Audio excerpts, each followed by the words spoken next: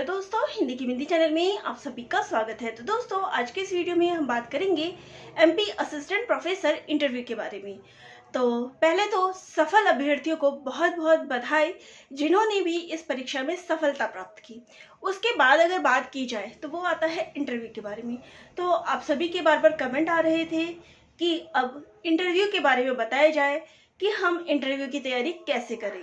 तो आज का वीडियो इसी पर आधारित है कि आप इंटरव्यू की तैयारी कैसे करेंगे। तो देखिए, इंटरव्यू की जहाँ तक बात होती है, पहले अगर इसके मार्क्स की बात करें तो ये कितने मार्क्स का इंटरव्यू होना है। तो देखिए, ये आपका जो मार्क्स होगा वो आपका 100 मार्क्स का इंटरव्यू होगा। इतने ज़्यादा जो मार्क्स हैं वो अभी तक परीक्षा में नहीं लिए गए हैं। 100 मार्क्स का इंटरव्यू नहीं हुआ है, लेकिन एमपी जो है वो क्या है, 100 मार्क्स का इंटरव्यू ले रहा है। अब इसमें से कितना जो है अभ्यर्थियों को मिल सकता है, तो देखिए ये डिपेंड करेगा एग्जामिनर के ऊपर कि आपको वो कितने मार्क्स देते हैं। अब लाने वाले इसमें 50 नंबर भी ला सकते हैं, और अगर अधिकतम मार्क्स की बात करें तो आपको 90 से ऊपर भी मार्क्स मिल सकते हैं। तो 90 मार्क्स भी मिल सकते हैं अधिकतम, और कम की बात करें तो 50 भी मिल सकते हैं। तो ये एक मिनिमम जो है क्राइटेरिया जो है यहाँ पर है कि क्या कितने मार्क्स इंटरव्यू में आपको मिल सकते हैं। अब बात आती है तैयारी की। तैयारी कहाँ से करें, किन पुस्तकों से करें। आपका ये भी प्रश्न आता है कि हम किन पुस्तकों से तैयारी करें। तो देखिए, पुस्तकों की बात यहाँ पर इंटरव्यू के लिए कोई एक स्पेसिफिक पुस्तक नहीं है जो मैं आपको बताऊँ और जो आप पढ़ के जाएं और वहाँ पर इंटरव्यू दें। तो फिर हम क्या करें, ये भी आप कहेंगे कि अगर कोई पुस्तक नहीं है तो हम इंटरव्यू के लिए क्या करें, कैसे तैयारी हो। तो देखिए, पहले आपको अपने इंटरव्यू को 3 भागों में बांट लेना है। यानी ये जो स्टेज होगा वो कम से कम 3 भागों का होगा। अब आप कहेंगे कि 3 भागों में, हम तो एक ही इंटरव्यू सोच रहे थे और ये 3 भागों में। तो देखिए, अब मैंने यहाँ पे आपको लिख दिया है कि 3 भागों में इंटरव्यू होना है। अब आप कहेंगे कौन सा। पहला जो होता है वो होता है आपका पर्सनल डिटेल, जिसमें आपसे आपकी पर्सनल चीजें पूछी जाएगी। टेल मी अबाउट योरसेल्फ, आप अपने बारे में कुछ बताएं। चलिए ठीक है। अब इसमें पहली चीज आती है, मान लीजिए आपने अपना कुछ नाम बताया, ठीक है। अब आपसे उस नाम का मीनिंग पूछ सकते हैं कि अच्छा आपका नाम ये है तो इसका मतलब क्या होता है। तो आपको अपने नाम की मीनिंग पता होनी चाहिए। नेक्स्ट चीज आती है आपके डेट ऑफ बर्थ। सपोज मैंने बताया जैसे कि मेरा 4 अक्टूबर आता है, ठीक है। मेरा बर्थ जो है वो 4 अक्टूबर आता है।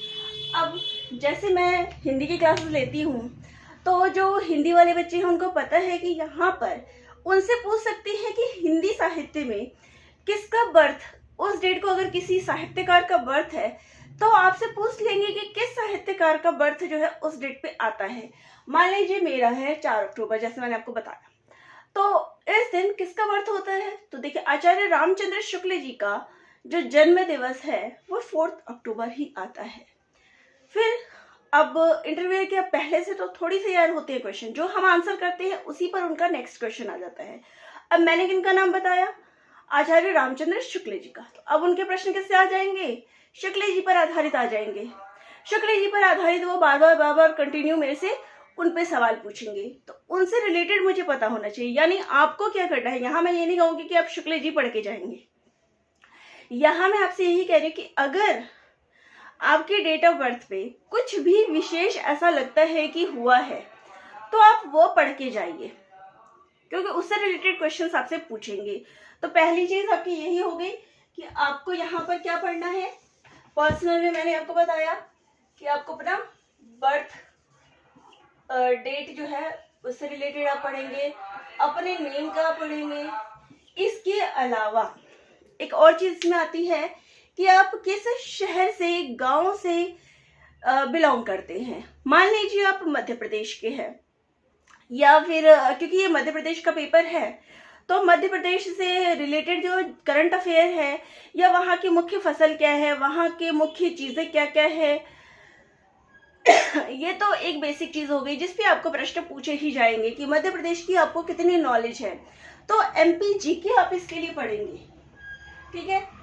एमपी जीके आप इसमें पढ़ेंगे। मैं यहाँ पे साइड में कर देती हूँ ताकि आपको आइडिया रहे। तो ये सब चीजें आपका इसमें आएगा, पर्सनल के अंदर मैं लिख रही हूँ। तो ये आपको एमपी जीके आपको पढ़ के जानी है। तो ये चीज हो गई। इसके बाद मान लीजिए मैं कहती हूँ कुछ विद्यार्थी ने यूपी से पेपर दिया था एमपी का, तो उनको यूपी का पता होना चाहिए कि यूपी में कौन कौन से साहित्यकार हुए हैं। ठीक है, यूपी की और भी कई चीज फेमस है जो इस साल के अंतर्गत हुई है, जैसे अयोध्या का ये राम मंदिर बना है, और भी कोई करंट में ऐसी चीजें हुई है तो वो आपको पढ़ के जानी है। तो जिस भी राज्य में आपका जन्म हुआ है उस राज्य से संबंधित कोई विशेषता वो आपको पढ़ के जानी है। अगर आप जैसे हिंदी की बात मैं कर लूं तो हिंदी में कौन कौन से साहित्यकार हुए हैं ये आप वहां के पढ़ के जाइएगा। तो ये बात हो गई हमारे पर्सनल की डिटेल की।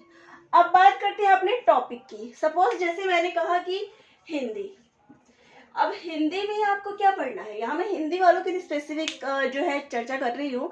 तो हिंदी में आपको क्या करना है, तो हिंदी में आप क्या पढ़ेंगे, पहला तो साहित्य में जो कुछ भी आपने पढ़ा है आदिकाल से लेके आधुनिक काल तक उसकी जानकारी होनी चाहिए आपको उसमें। इसके अलावा व्याकरण में आप क्या क्या पढ़ेंगे, छंद, अलंकार, ठीक है, छंद और अलंकार हो गया। और तो ये तो मेन आप पढ़ के जाइए, स्पेशली छंद से बहुत ज्यादा प्रश्न पूछे जाते हैं। अब मान लीजिए उन्होंने आपसे पूछा कि आपका कोई फेवरेट लेखक कौन सा है, ठीक है, आपने बताया कबीर, मान लीजिए आपने बता दिया कि मुझे कबीर बहुत पसंद है, तो कबीर के काव्य की विशेषताएं क्या है, उनकी भाषा क्या थी, ये चीज हो गई। मान लीजिए मैंने कहा कि घनानंद पसंद है, तो उनकी काव्यगत विशेषताएं क्या है, अलंकार योजना क्या है वो। फिर आ जाएगा अगर कोई मैंने बता दिया कि नहीं छंद, कबीर का कोई काव्य सुनाइए, घनानंद की कोई काव्य सुनाइए। तो इस प्रकार से आपने जिस भी लेखक के बारे में वहां पे बताया या कवि के बारे में बताया उस कवि से संबंधित आपको जानकारी होनी चाहिए। व्याकरण में आपको ये चीजें पढ़ के जानी है, ठीक है। तो व्याकरण में छंद, अलंकार, स्पेशली छंद से उनके प्रश्न बहुत आते हैं कि कोई छंद हो गया आपने बता दिया तो ये छंद क्या होता है, या किसी ऑथर की कोई विशेषता रहती है कवि की कि वो उस छंद में बहुत बेहतर है, या फिर उनकी जो रचनाएं हैं उसी में आपको मिलेगी। तो क्वेश्चन जो है आपके प्रश्न से ही बनेंगे, कहीं अलग से नहीं बनेंगे। तो आप जो अपने लिए प्रश्न खुद तैयार कर रहे हैं उन्हीं प्रश्नों से आप ये देंगे, ठीक है। उन्हीं प्रश्नों पर आप कितने प्रश्न बना सकते हैं ये ध्यान रखिएगा। मान लीजिए मैंने कबीर का नाम लिया तो कबीर से नेक्स्ट क्वेश्चन बन जाएगा, फिर कबीर से जुड़े हुए ही 5-6 क्वेश्चन हो जाएंगे।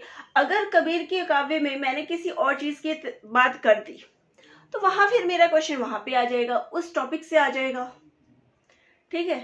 तो जो भी आप प्रश्न का उत्तर दे रहे हैं उस प्रश्न से आधारित जितने प्रश्न आपके बन जाते हैं बनाइए, खुद से बनाइए। क्वेश्चन अपनी कॉपी में नोट डाउन करिए कि मैंने मान लीजिए आपके दिमाग में ये क्वेश्चन आया कि मेरा पसंदीदा लेखक कौन है या कवि कौन है, उसके बारे में मैंने ऐसे क्वेश्चन बताया, तो उससे रिलेटेड और कितने क्वेश्चन उस पर बन सकते हैं, उन चीजों को आप ध्यान में रखिएगा और वही सारी चीजें आपको यहाँ पे पढ़नी है।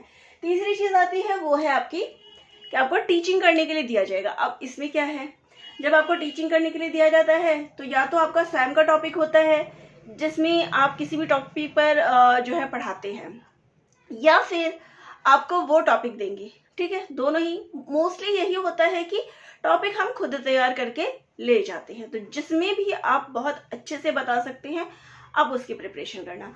नेक्स्ट चीज जो आती है इसके साथ, कुछ बच्चों ने पीएचडी की होगी, तो अब पीएचडी वाले आप या तो कंप्लीट कर ली होगी या कर रहे होंगे, तो उनके लिए क्या है, तो आप क्या करेंगे, जिस भी विषय में आपका पीएचडी हो रहा है या हो गया है उस विषय पर आप अच्छे से टॉपिक तैयार करके ले जाइए, क्योंकि आपके प्रश्न उसी पर बनेंगे।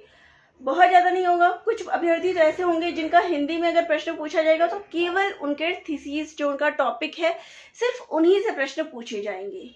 तो इंटरव्यू का आपको इसी प्रकार से प्रिपरेशन करना है। यहाँ मैंने सारे स्टेजेस आपको बताए हैं कि पहले आपको क्या करना है। देखिए 100 नंबर का होगा, ये डिटेल आपको पता है।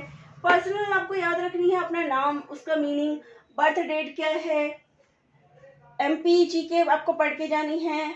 इसके अलावा आप जिस शहर से बिलोंग करते हैं उस शहर में क्या विशेषताएं हैं, कोई परियोजना है या कोई भी जानकारी है उस शहर की, साहित्य से रिलेटेड, उस शहर में क्या है, उस राज्य में क्या है, वो पढ़ के जाइए हिंदी वालों के लिए। अदर सब्जेक्ट वाले उस राज्य में अपने टॉपिक से, या जैसे अगर इतिहास के बच्चे हैं तो इतिहास में उसमें क्या हुआ था, ये चीज़ें पढ़िएगा। हिंदी में आपको हिंदी लिटरेचर कंप्लीट पढ़ना है, साहित्य आपको कंप्लीट पढ़ना है। व्याकरण में जो मोस्टली अभी तक प्रश्न आते हैं वो ये छंद और अलंकार से आते हैं, तो इनको पढ़ लीजिए।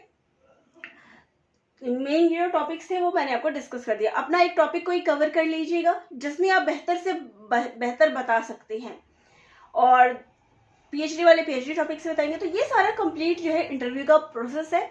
फिर भी आपको लगता है कि कोई जानकारी अधूरी है तो मुझे कमेंट बॉक्स में कमेंट कर दीजिएगा, और मैं आपके कमेंट के रिप्लाई भी ज़रूर करूँगी। और अगर ज़रूरत पड़ी तो मैं वीडियो के माध्यम से भी आपको बताती हूँ।